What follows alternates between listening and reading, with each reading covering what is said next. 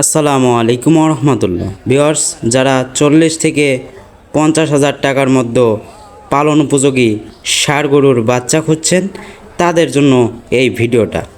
দর্শক, আমরা এখন আছি চান্দাইগোনা হাটে, উত্তরবঙ্গের সর্ববৃহৎ হাট।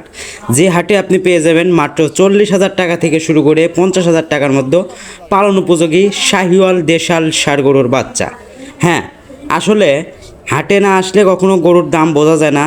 আমরা ভিডিওতে যতই বলি আপনারা হয়তো বিশ্বাস করতে পারেন না, আবার অনেকেই ভুয়া নিউজ ছড়িয়ে আপনাদেরকে এরকম প্রতারণার দিকে ফালাচ্ছে।